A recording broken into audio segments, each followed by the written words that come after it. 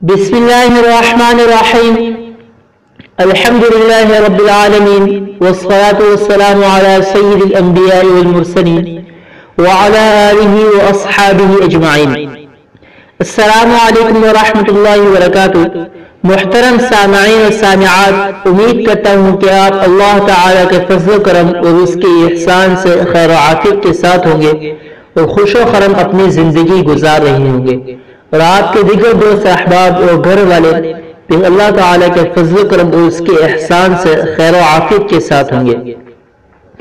ناظرین کرام، جیسا کہ آپ کو معلوم ہے کہ میرا نام امداد اللہ مراد ہے اور آپ اس وقت دیکھ رہے ہیں ہمارا یوٹیوب چینل ایک قوم ایک آواز. ناظرین، میں اللہ تعالیٰ کی ذات سے پر امید ہوں کہ آپ کو ہمارے یوٹیوب چینل ایک قوم ایک آواز سے جو وظیفہ جات اور عملیات بتائے جاتے ہیں اور جو آئندہ آنے والے کل میں بتائے جائیں گے، انشاءاللہ تعالیٰ آپ ان سے 100% فائدہ حاصل کر رہے ہوں گے.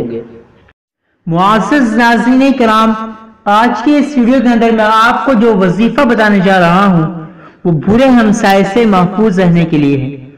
ناظرین کرام، اگر آپ کا کوئی برا ہمسایہ ہے جس کی وجہ سے آپ کو تکالیف کا سامنا کرنا پڑتا ہے، یا آپ پر وہ کسی بھی قسم کی ظلم و زیادتی کرتا ہے، یا آپ کو اس کی جانب سے کسی بھی قسم کی پریشانی کا سامنا کرنا پڑتا ہے، تو انشاءاللہ تعالی اس دعا کی برکت سے وہ برا ہمسایہ اچھا ہو جائے گا.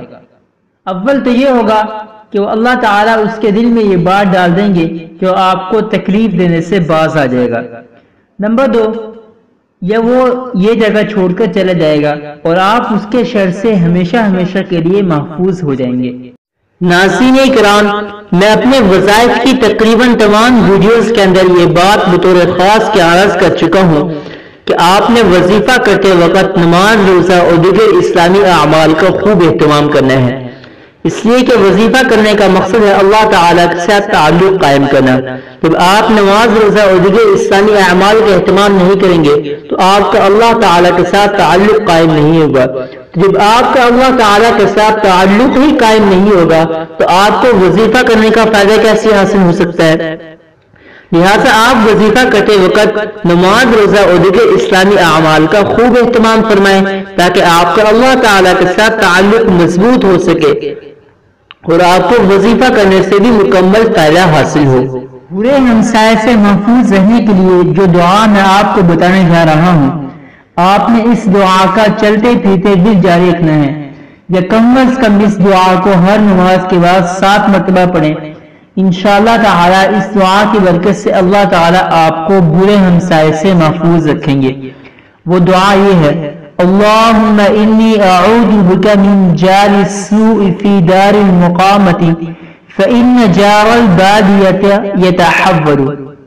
ایک مرتبہ پھر سنیں: اللہم انی اعوذ بک من جار السوء فی دار المقامت فإن جار البادیۃ یتحول.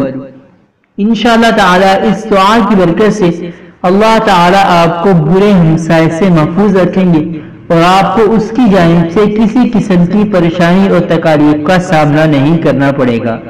اس وظیفے کی اجازت کے لیے ویڈیو کو لائک کر کے ایک اچھا سا کمنٹ کر دیں، اور اگر آپ دیگر وظائف اور اسلامی معلوماتی ویڈیوز دیکھنا چاہتے ہیں تو ہمارے یوٹیوب چینل ایک قوم ایک آواز کو سبسکرائب کریں اور بیل نوٹیفیکیشن کو آن کر کے آل پہ کلک کر دیں تاکہ آپ کو ہماری آنے والی ہر ویڈیو کا نوٹیفیکیشن مل سکے. اور ہمارے فیس بک پیج ایک قوم ایک آواز اسلامی وظائف کی انسائکلوپیڈیا کو بھی ضرور لائک کریں، لنک آپ کو ڈسکرپشن میں مل جائے گا. ملتے ہیں اگلی ویڈیو کے ساتھ، تب تک کے لیے اللہ حافظ.